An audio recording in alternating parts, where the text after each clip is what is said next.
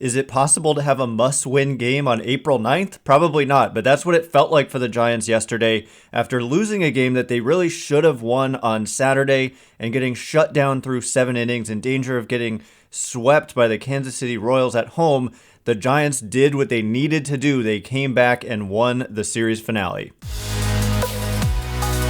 You are Locked On Giants, your daily San Francisco Giants podcast. Part of the Locked On Podcast Network, your team every day.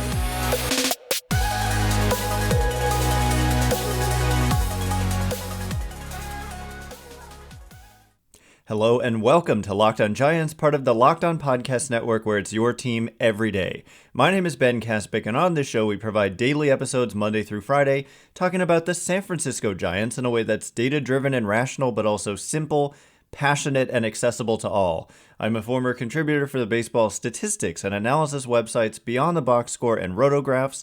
I've been podcasting about the Giants since 2015, and I'm a lifelong fan. Thanks for making Locked On Giants your first listen every day. We're free and available wherever you get podcasts, including YouTube. Check us out there if you have not already, and hit that subscribe button if you're watching on YouTube. Today's episode is brought to you by Ultimate Baseball GM.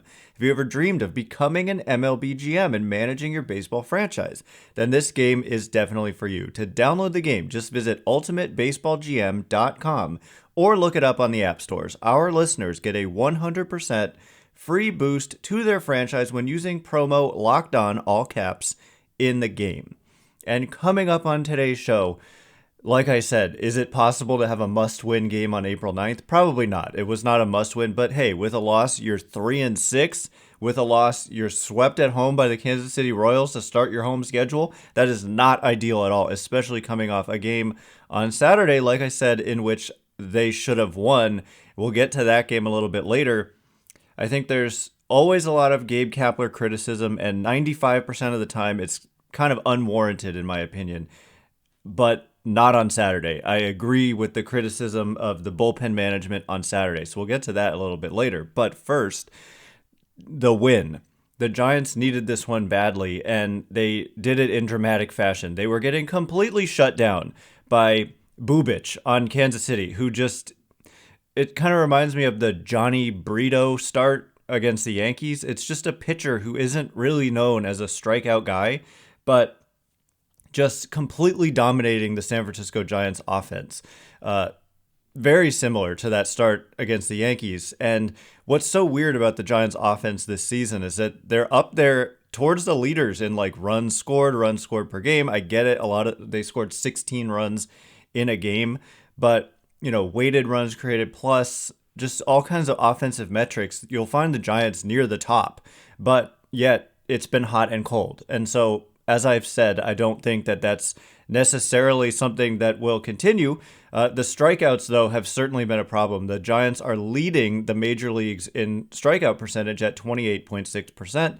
That number will continue to come down, but they're striking out at a higher rate than anybody in Major League Baseball. So that's what was going on with Bubic. The Giants were just going down easily against him, but Anthony DeSclafani, Tony DeSclafani, just another outstanding start. He's made 2 consecutive outstanding starts to begin the 2023 season, and he really has saved them both times. They needed these wins badly both times he went out there. First time against the White Sox, and then yesterday against Kansas City. He's thrown 12 1/3 innings. He's allowed, 1 earned run. It came yesterday. Man, he looks like the 2021 best version of himself. And that's what I was saying all offseason, as people wrote him off based on 5 injury-plagued starts in 2022. It's like the dude had a serious ankle injury that required surgery, and we're judging him based on that instead of the previous year when he had a 3.17 ERA. So anyway, he saved them with another tremendous effort on Sunday in the finale. And then the anemic Giants offense, which I'm just saying anemic in this game. Overall, they've actually been good, believe it or not. Came through clutch in the 8th inning. Bryce Johnson got it started with a little bloop hit to left field. And, he's a threat to run. He was 12 out of 12 in steals in the spring. He tried to steal during a Thairo Estrada at bat, but Estrada put the ball in play. It was a fly out, so Bryce Johnson had to go back to first, and then Flores is up with 2 outs. And, Bryce Johnson is running on a pitch again, and Flores hits a ground ball right down the left field line. And Bryce Johnson didn't peek in to see what Flores did, so he actually slid into second base. And he said, thankfully, the ball was hit down the left field line and not the right field line, because as soon as he slid into second base, he looked up and he could see the ball.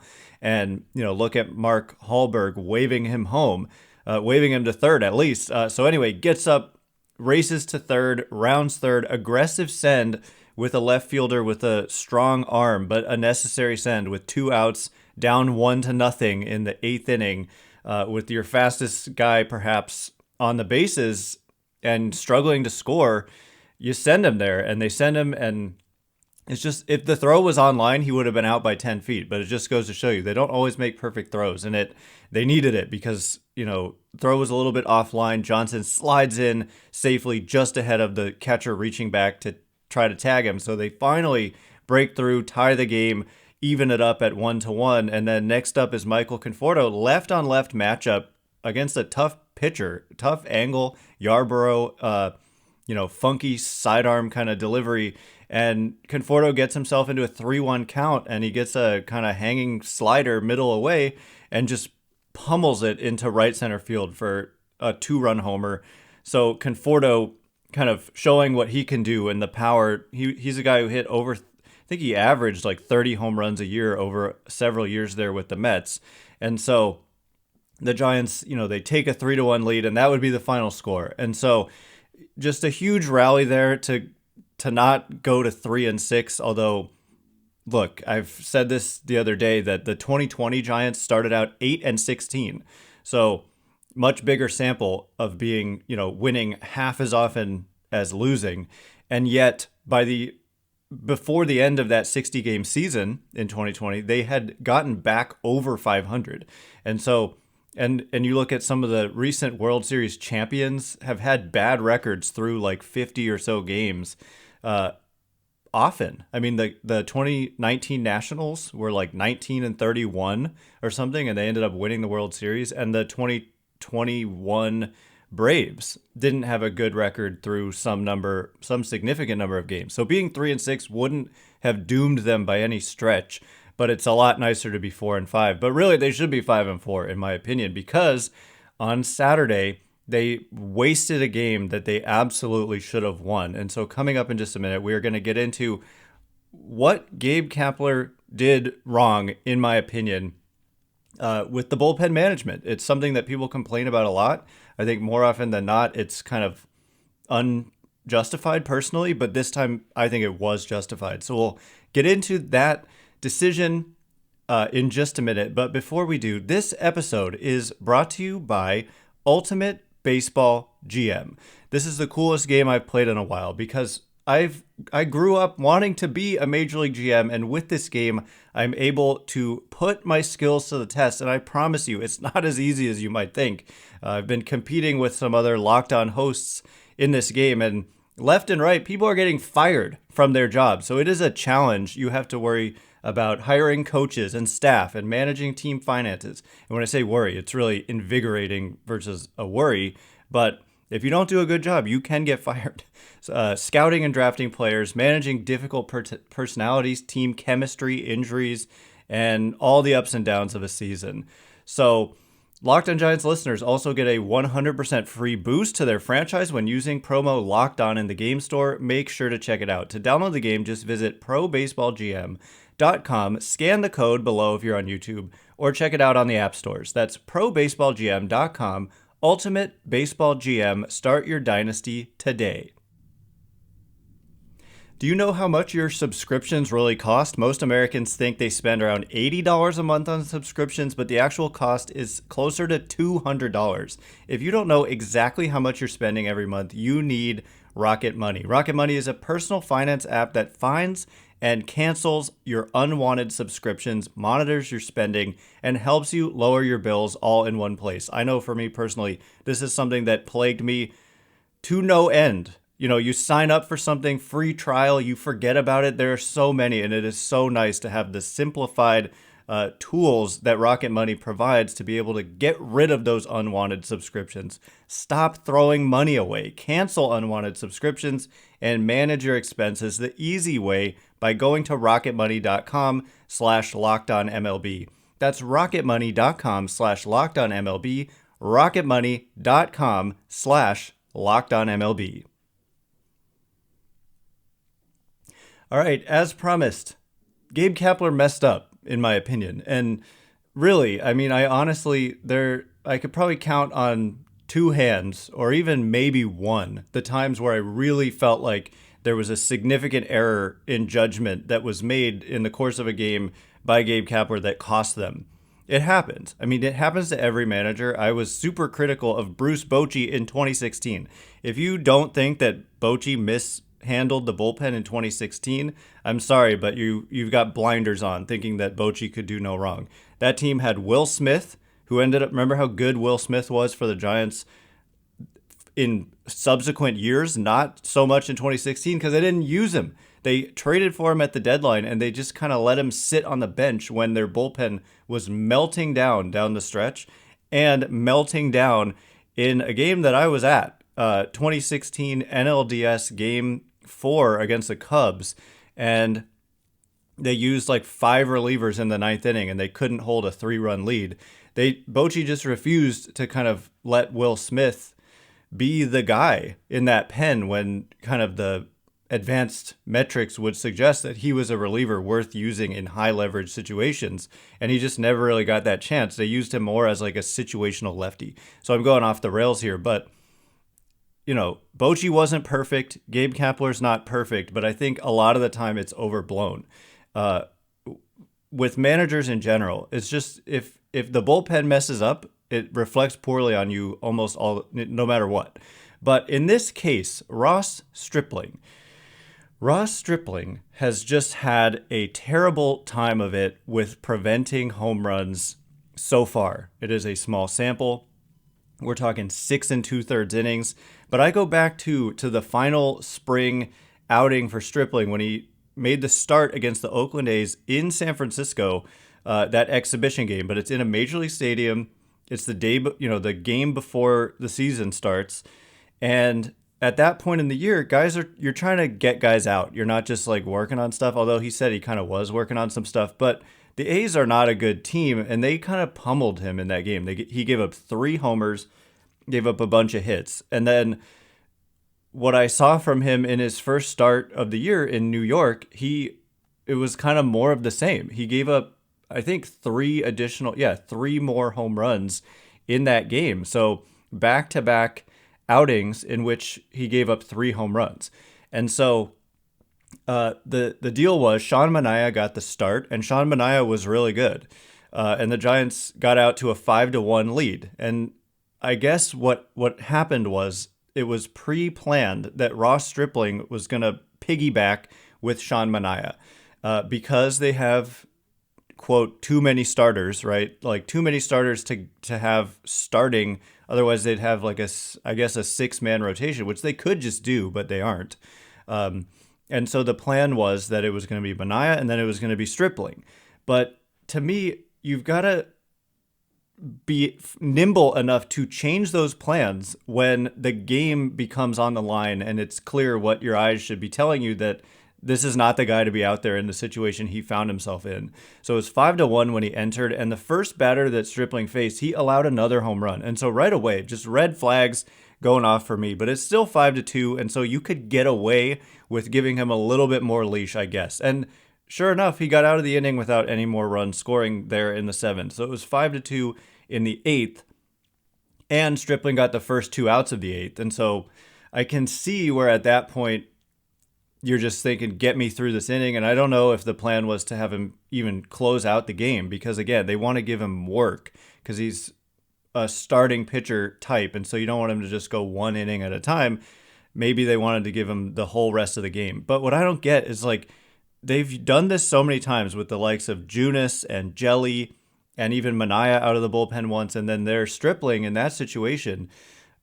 It's like, what about your actual high leverage relievers? You're just like passing over them repeatedly. It's like saving the bullpen, but for what? If you're saving them so much, what are you saving them for if not a high leverage situation when the game is on the line? And that's what happened after 2 outs and nobody on. 2 hard hit singles. It wasn't like these were bleeders. They were hard hit singles that set up Salvador Perez at the plate as the tying run, with a guy on the mound who had given up 3, 6, 7 homers in his last roughly 10 innings pitched, counting the final spring game. I don't normally talk about spring statistics, but when it carries over like immediately, it's looking a little bit like a trend. And it's just he's just not the guy I want in that situation where a home run is like the one thing that is going to completely doom you in that moment. And they had Brebbia warming up in the pen. I think also Scott Alexander, a lefty. But for me, Tyler Rogers, John Brebbia, or even Camilo Doval for a 4-out save made more sense in that moment when Perez, who has a lot of power, he hit 40-something home runs like 2 years ago, representing the tying run. And Gabe Kapler leaves Stripling in, and he gives up a 3-run homer. And so suddenly now Stripling has allowed, 8 home runs in his last 11 and a third innings. That's insane. I mean, and I looked this up afterwards. I believe Tyler Rogers has allowed fewer home runs in his career than Stripling has allowed in his last 11 innings. That's insane. Tyler Rogers is really tough to homer against. I mean, he wasn't even warming up. Brebbia would have been fine to me, but I think Rogers would have been a great choice because he just doesn't. It's really hard to even elevate the ball against Rogers, let alone hit it out of the ballpark. And so, I mean, look, if Perez hits a double and then somebody else singles, that's a problem too. But still, I just did not think that Stripling belonged in that situation. And then, it was still just 5-5. And then the bottom of the 8th comes up and the Giants loaded the bases with nobody out. And then, boom, strikeout, strikeout, strikeout. But it just felt like it was so demoralizing to have given up the lead that they were putting pressure on themselves that didn't ever need to come up. And so that's why the follow-up game on Sunday was so important. So anyway, that's my take on that. I don't like kind of having a preset plan and then not being able to adjust if it's looking dicey. I think that they needed to not leave Stripling in there, and it was a mistake, and it cost them a game. And so it happens, though. No manager is going to be perfect, but that, to me, looked like an obvious mistake. So coming up in just a minute, though, we're going to turn the page. Thankfully, we don't have to dwell on that one too long. There is a lot to update you on with roster moves. Darren Ruff is back. Roberto Perez is hurt, and much more. So we'll get into all of that in just a minute. But before we do, this episode is brought to you by So Rare. Our new sponsor, So Rare, is a revolutionary fantasy baseball game and marketplace transforming fans into owners with officially licensed digital cards featuring players from across all 30 MLB teams. Unlike other fantasy baseball platforms, So Rare managers truly own their fantasy experience, collecting, buying, selling, and competing with player cards against global opponents to win epic rewards. Win or lose, you still own your cards and there's no cost to play. Plus, the more you win, the more you advance, collecting increasingly powerful cards and accessing next-level competitions and rewards. So Rare recently partnered with MLB All-Stars Juan Soto and Julio Rodriguez to serve as brand ambassadors. Head to sorare.com/lockedon. That's spelled SORARE.com to draft your team of free player cards, set your lineup, and start competing today to win epic rewards. Again, that's sorare.com/lockedon to start playing today. All right, as promised, a lot to update you on. Just a lot of moves that got made over the weekend. Darren Ruff is back. I mean, that's probably... Well, it's not the most significant. Roberto Perez is hurt, and we'll get into that in a second. But the Darren Ruff situation is funny because the Giants got quite a bit back for Darren Ruff in that trade with the Mets. They got J.D. Davis, who's basically been, like, in some ways a better version of Darren Ruff in that he doesn't have the kind of platoon splits that Ruff has, and he's, like, more versatile defensively and younger and a little more athletic, perhaps. So JD Davis alone for Ruff would have been a win, but they also got Thomas Zapucki, who I like a lot, but is hurt right now, and 2 prospects, including one who did really well in his like Double-A debut the other day, I believe. And so the Mets are still paying Darren Ruff for this season. They DFA'd him prior to the season, and he went unclaimed, and then the Mets released him, and then the Giants signed him. It's a minor league contract, but I wouldn't be shocked if he gets an opportunity at some point. I think back to 2021 when he made such an impact. There was no DH in the National League. There's a DH now, and so there's certainly a possibility. Like if Jock Peterson were to get hurt or something, there's a path for Darren Ruff to make an impact at the major league level. But I think you don't want to expose him defensively, which is what we saw happen in 2022. He was actually not bad in 2021, but I think those days are over where you would want to rely at all on him defensively. But it's just a cool story. He did not want to get traded, and he was, it's tough to get traded. He has a child who is about to start school in the Bay Area, and then he gets shipped off to New York. It's kind of crazy that teams can just do this to human beings, but that's the rules of the game. And he just never got comfortable in New York and really, really struggled and got booed to no end. It was rough. No pun intended, really. But anyway, back on a minor league deal, you really could see him at some point. I don't know when, but it's a possibility. Now, a little bit worse news here. Roberto Perez is hurt. He made a throw to second base when a runner was attempting to steal, and he was just immediately in a lot of pain in his shoulder. And he ends up going on the 60-day injured list with a right rotator cuff strain. And so the 60-day IL means 2 things. Number 1, he's not eligible to return for at least 2 months. Number 2, it opens up a 40-man spot. And so they use it and they activate Austin Wynns. And simultaneously, Joey Bart was sent out on a rehab assignment to AAA Sacramento. And simultaneously, Gary Sanchez reported to AAA Sacramento. And so the catcher position just remains very, very interesting for the Giants. Blake Sabol, by the way, so far has not hit enough. Like, he's going to keep getting some opportunities, but he could be starting to run out of time if he continues to struggle to hit, and he's striking out a lot. But, Joey Bart is probably close to being ready to come back.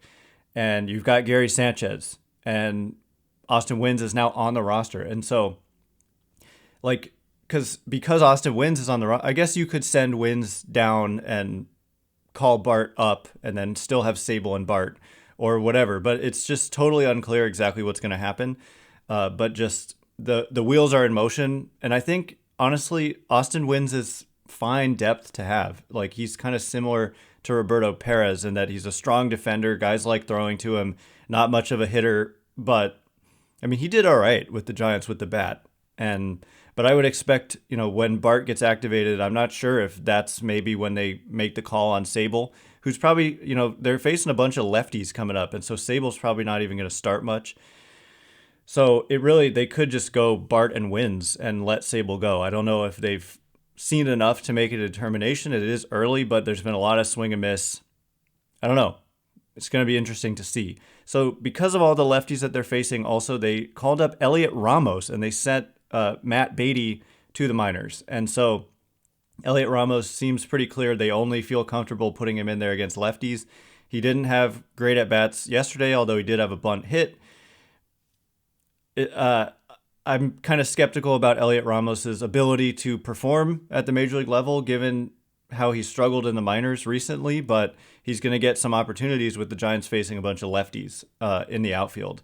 And then lastly, Mitch Haniger, reportedly he's on the IL with an oblique issue, but Evan Wiebeck of the Mercury News, I believe, says that Haniger's beginning to hit off a tee. He's still a ways from getting into a game, and he's going to head out on a rehab assignment before joining the Giants. His back tightened up, and that shut him down for about a week. So not great news when a guy who's had a history of getting injured a lot gets injured with his oblique, and then he has a back issue crop up while he's on the injured list with an oblique issue. And so I don't love that at all.